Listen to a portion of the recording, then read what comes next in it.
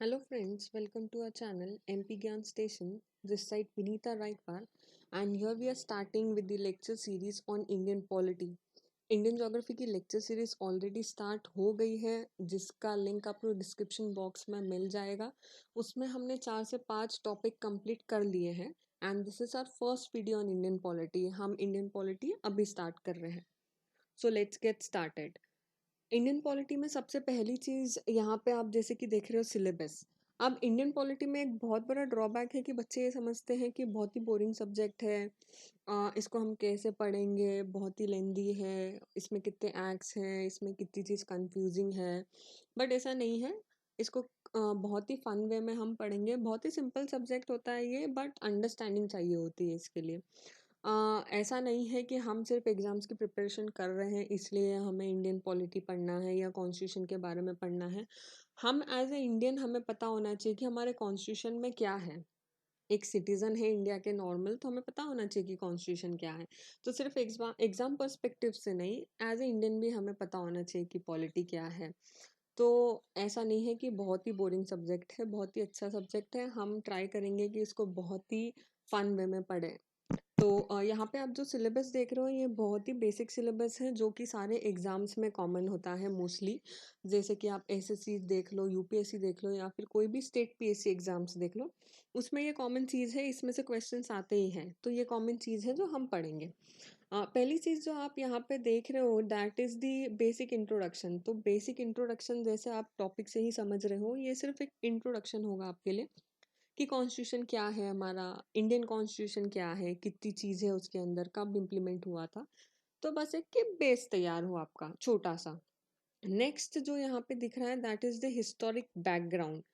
अब यहाँ पे आप सोच रहे होगे अरे यार यहाँ पे भी हिस्ट्री आ गया, अब पहले ही हिस्ट्री पढ़ पढ़ के तो हम बोर हो गए हैं। तो ऐसा नहीं है। पॉलिटी में हिस्टोरिक बैकग्राउंड मतलब कि अगर अगर हमने कोई कॉन्स्टिट्यूशन बनाया है तो उसका कोई बेस रहा होगा, कोई हिस्टोरिक बैकग्राउंड रहा होगा, उसको ही देख के हमने पॉलिटी बनाया है। राइट, एकदम ही तो हमें कोई सपना नहीं आया कि और हमें हम कॉन्स्टिट्यूशन बनाना है या कुछ कुछ तो बेस रहा होगा, तब तो हम बना पाए। हमारे कॉन्स्टिट्यूशन थिंकर्स जो थे कुछ बेस पे बना पाए।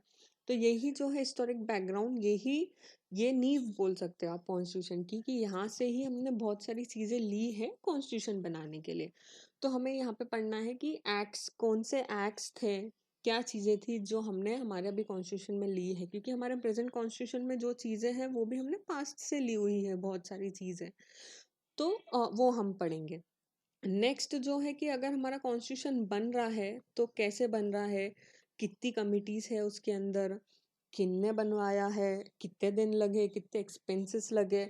अब ऐसा तो नहीं है कि ऐसे ही बन गया होगा, ऑब्वियस है पैसे भी खर्च हुए होंगे, लोग भी लगे होंगे, हमें मैन पावर लगा होगा, हमारे बहुत सारे पॉलिटिकल थिंकर्स, कॉन्स्टिट्यूशन मेकर्स इस पे लगे हुए थे।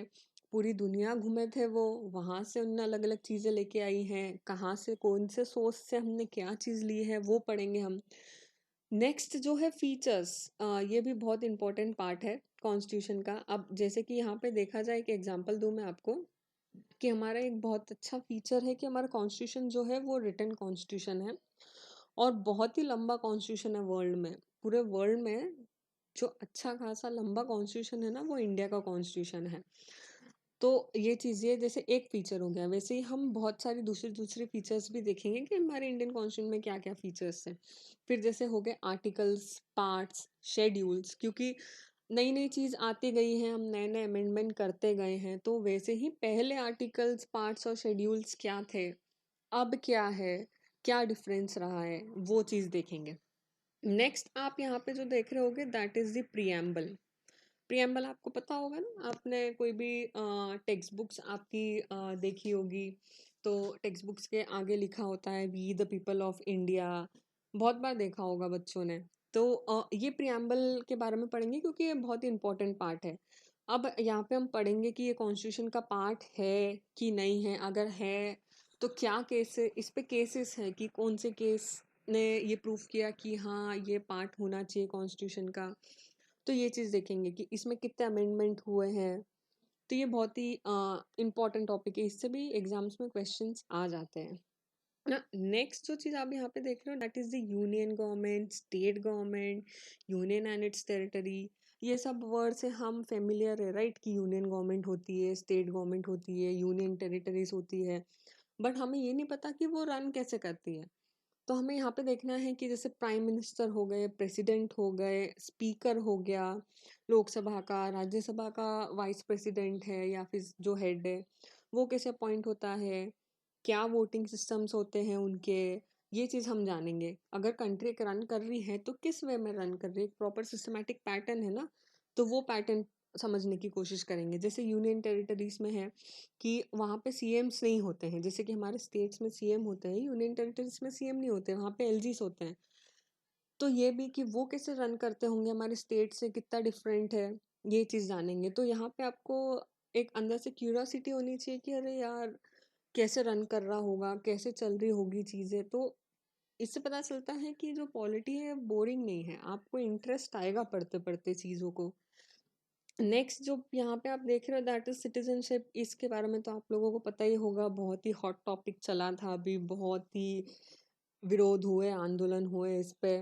तो हम ये देखेंगे कि सिटीजनशिप में पहले क्या चीज़ें थी, अब क्या चीज़ें हैं, क्या अमेंडमेंट हुए हैं इसके अंदर, और अब हम नए वे में भी पढ़ेंगे कि जो नया अमेंडमेंट हुआ है तो उसका क्यों इतना विरोध हो रहा है, तो वो चीज़ देखेंगे। नेक्स्ट आप जो ये पार्ट देख रहे हो ना, that is fundamental rights, fundamental duties and DPSPs, ये बहुत इंपॉर्टेंट पार्ट है। एग्जाम्स में यहाँ से बहुत क्वेश्चन आते हैं, क्योंकि हम एज अ सिटीजन या फिर हम एज अ इंडियन, हमें पता होना चाहिए कि हमारी राइट्स क्या है, हमारी ड्यूटीज़ क्या है।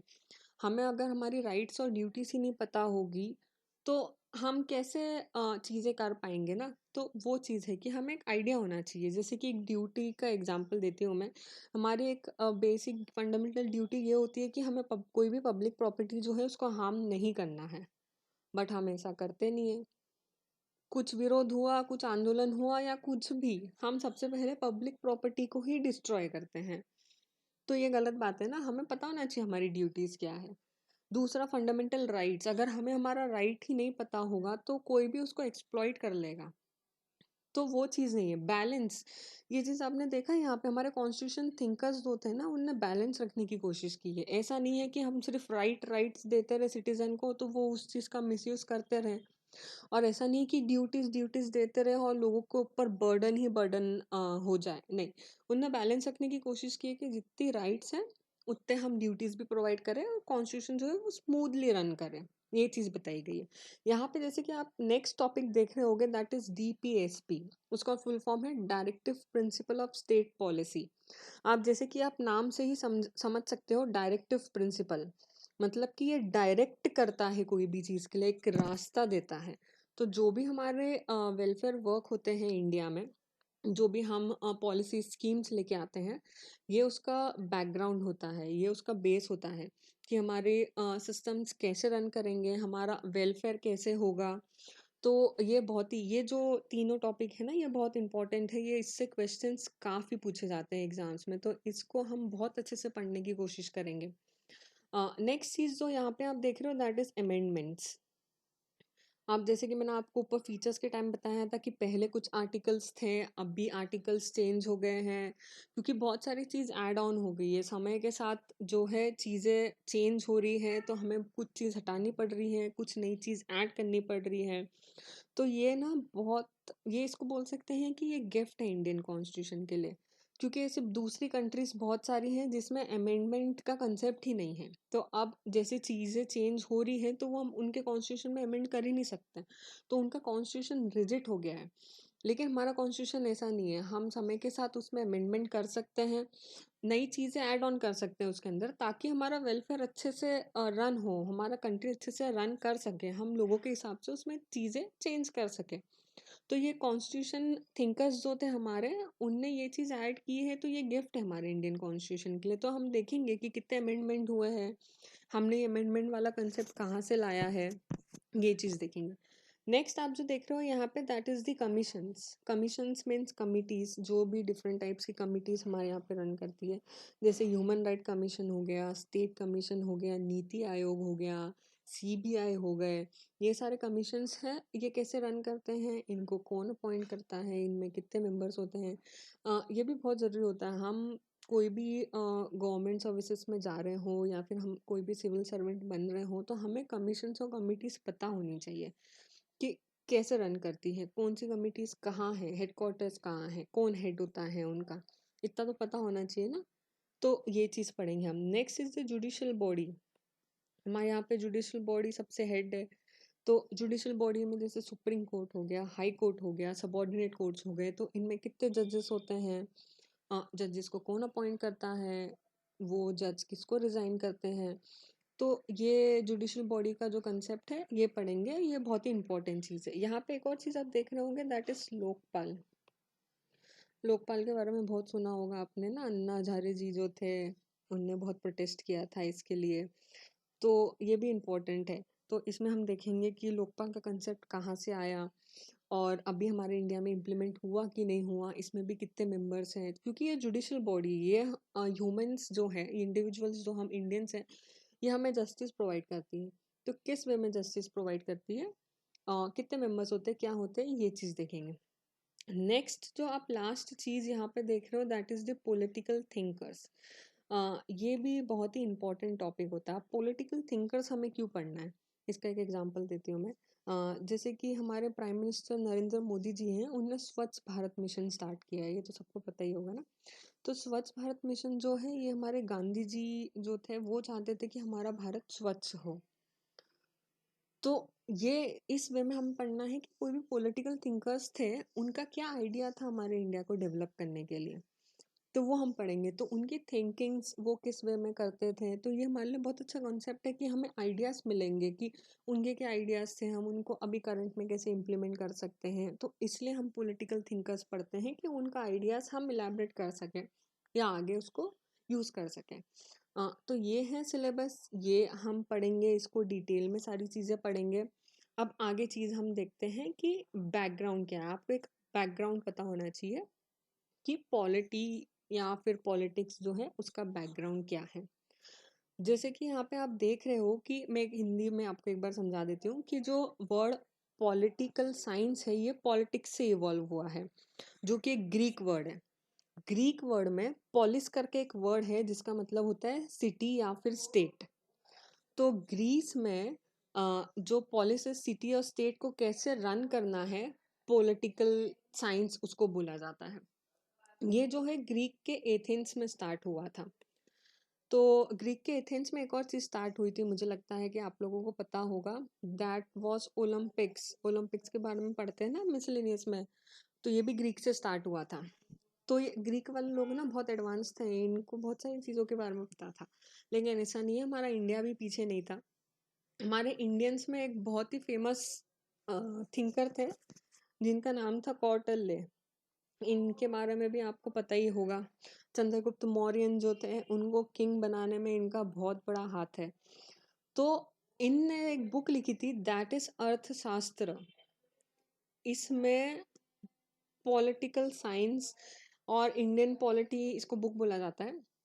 इसमें इनने किंगडम कैसे रन करना है, वेलफेयर कैसे करना है, लोगों को खुश कैसे करना है किंगडम में, ये बहुत अच्छे से एक्सप्लेन किया है। अब देखो, हमारा पॉलिटी बना था नहीं बना था, उसके पहले भी तो चीज़ें चल रही थी ना।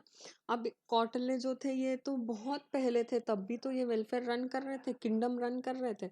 तो जो पॉलिटिकल साइंस या फिर पॉलिटी जो है, ये नया कंसेप्ट नहीं है, बहुत पुराना है, बट अब हम उसको बहुत ही मॉडर्न वे में पढ़ते हैं। तो ये कौटिल्य जो थे, इनके बुक में ये चीज़ बहुत अच्छे से दी गई है। दूसरे हमारे जो इंडियन फेमस पॉलिटिकल थिंकर थे, दैट इज मनु। इनको first political thinker of India बोला जाता है। इनने एक बुक भी लिखी थी, मनुस्मृति, जिसको first law book of India बोला जाता है। इसमें भी इनने कैसे पॉलिटिक्स रन होती है, एक कंट्री कैसे रन करनी चाहिए, हमारा लॉ कैसे वर्क करता है, उस चीज़ के बारे में इनने बताया है। तो ये भी बहुत फेमस बुक है। तो हमारे इंडियन पर्सपेक्टिव से देखा जाए, तो एक बैकग्राउंड अगर मैं आपको बताऊं, तो कौटिल्य और मनु, इनकी जो बुक है कौटिल्य की अर्थशास्त्र और मनु की मनुस्मृति, इसके अंदर बहुत अच्छा नॉलेज दिया गया है एक पॉलिटी के बारे में, एक पॉलिटिकल बैकग्राउंड के बारे में। तो ये आपको एक बैकग्राउंड पता चल गया होगा कि पॉलिटिक्स जो है या पॉलिटी जो है नया कंसेप्ट नहीं है, बहुत ही पुराना कंसेप्ट है और इसका ये बैकग्राउंड रहा है। अब नेक्स्ट आपको ये बताती हूँ मैं कि बेसिक इंट्रोडक्शन क्या है। आप जैसे कि आप यहाँ पे पहली चीज देख रहे होगे कॉन्स्टिट्यूशन। अब मैं आपसे पूछूंगी कि कॉन्स्टिट्यूशन क्या है, तो कोई भी बहुत ही कम लोग इसका जवाब दे पाएंगे क्लियरली कि कॉन्स्टिट्यूशन होता क्या है। बट ये क्वेश्चंस बहुत बार पूछा जाता है, मेंस में पूछा जाता है, इंटरव्यू में पूछा जाता है कि हमारा कॉन्स्टिट्यूशन क्या है। अब बच्चे बेसिक ही जवाब नहीं दे पाते हैं, एडवांस पढ़ लेते हैं। हमें बेस तो पता होना चाहिए, तब जाके हम एडवांस चीज़ें कर पाएंगे ना। तो मैं बताती हूँ एक सिंपल वे में, अगर मैं आपको बताऊं तो एक बुक है जिसके अंदर एक गवर्नमेंट के रूल्स एंड रेगुलेशन दिए गए हैं कि हम जैसे लोग जो हैं इंडिविजुअल, उनको आप क्या राइट्स दे रहे हो, वो कैसे अपना अधिकार पा सकते हैं, या फिर वो क्या काम कर सकते हैं एक कंट्री के अंदर। तो ये है, जैसे कि यहाँ आप पे देख सकते हो the basic principle and law of notion nation. मतलब कि एक बुक है जिसमें बेसिक प्रिंसिपल्स दिए हैं और लॉ दिए हैं एक नेशन के। जैसे कि स्टेट और सोशल ग्रुप, मतलब कि कोई स्टेट के लिए ऑल टुगेदर, या फिर कोई ग्रुप ऑफ पीपल के लिए, या फिर हम जैसे इंडिविजुअल के लिए, जो बताता है कि पावर एंड ड्यूटीज क्या है गवर्नमेंट के, ताकि वो हमें गारंटी कर सके कोई भी राइट।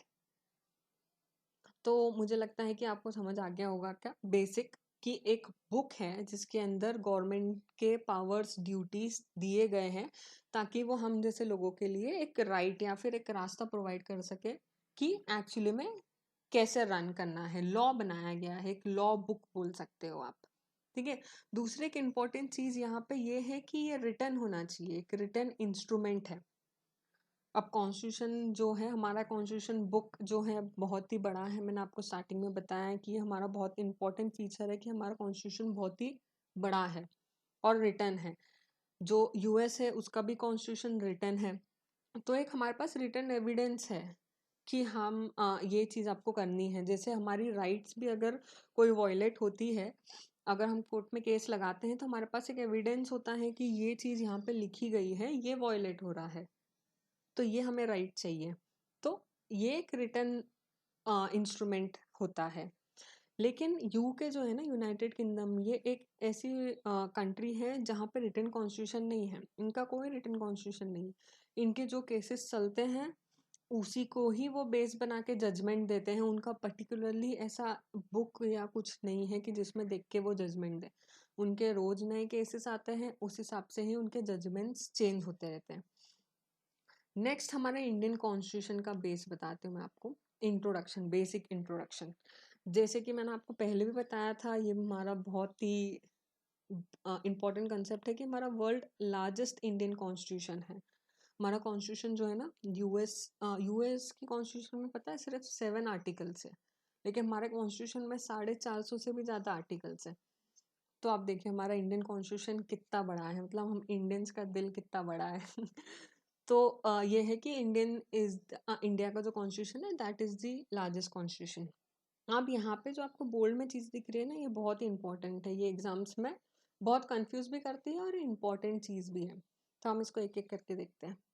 पहली चीज़ जैसे आपने यहाँ पे देखी है, constitution of India was adopted on 26 नवंबर 1949। मतलब कि हमने इसको एडॉप्ट किया था, ये पूरा इम्प्लीमेंट नहीं हुआ था।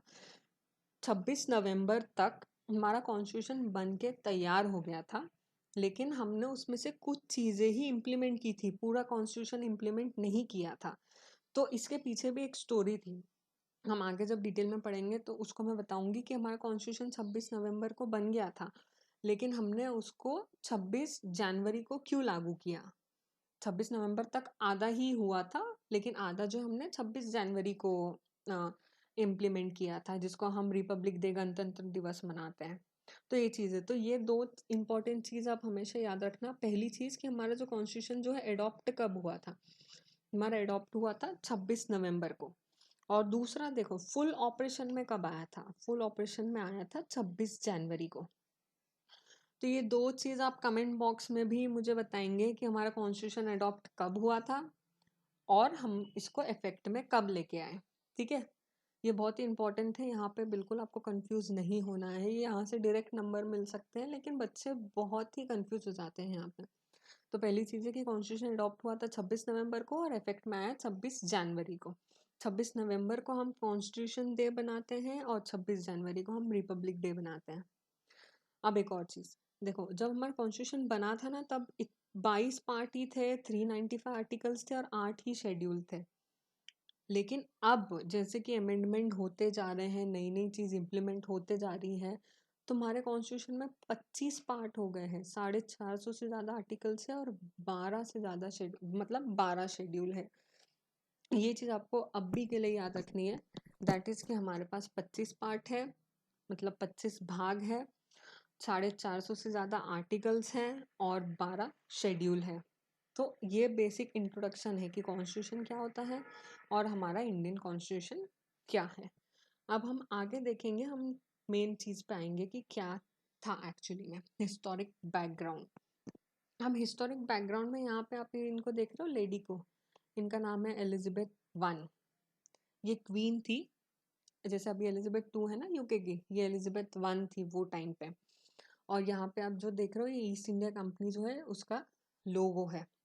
तो 1600, जब 1600 का सन चल रहा था ना, तब ईस्ट इंडिया कंपनी को क्वीन एलिजाबेथ ने ना राइट्स दिए थे, अधिकार दिया था कि ये भारत में जाके ट्रेड कर सकते हैं 1600 में। हम इसको ईस्ट इंडिया कंपनी क्यों बोलते थे, देखो यूके जो था ना, यूके पड़ता है वेस्ट में, अब यूके के ईस्ट में पड़ता है इंडिया, इसलिए इसका नाम पड़ा था ईस्ट इंडिया कंपनी, सिंपल। तो ये नाम था।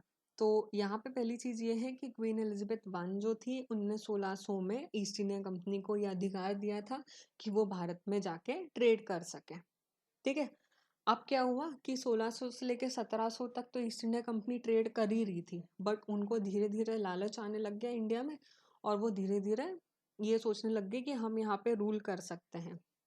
फिर 1765 में कंपनी जो है उनने तीन अपने जो स्टेट्स थे ना वो टाइम पे उस पे कब्जा कर लिया था, दैट इज बंगाल, बिहार और उड़ीसा। यहाँ पे इनको दीवानी राइट्स मिल गए थे। अब आप सोच रहे रहोगे कि ये दीवानी राइट्स क्या है, देखो मैं बताती हूँ। दीवानी राइट्स मतलब rights over revenue and civil justice, मतलब कि बिहार, बंगाल और उड़ीसा से जो भी ब्रिटिशर्स को इनकम मिल रहा था वो खुद रखेंगे, वो राजाओं को नहीं देंगे। वहाँ के राजा जो थे वो पपेट बन गए थे एक तरीके से ब्रिटिशर्स के। तो जो ब्रिटिशर्स बोलते थे वहाँ के राजा महाराजा वही चीज़ करते थे। तो ये जो भी इनकम आता था इनको ट्रेड से, ये खुद रख लेते थे। और सिविल जस्टिस मतलब कि वहाँ के जो भी जस्टिस वाली जो भी चीज़ें थी वो भी ब्रिटिशर्स हैंडल करने लग गए थे। तो इससे आप आइडिया लगा सकते हो कि ऑब्वियस है कि अगर कोई भी क्राइम हो रहा होगा या कुछ हो रहा होगा तो ब्रिटिशर्स अपने ही बिहाफ पे जजमेंट देंगे। तो इंडिया जो था एक्सप्लॉइट हो रहा था, मतलब अभी तो सिर्फ बंगाल, बिहार, उड़ीसा पे ही कब्जा किया है उन्होंने।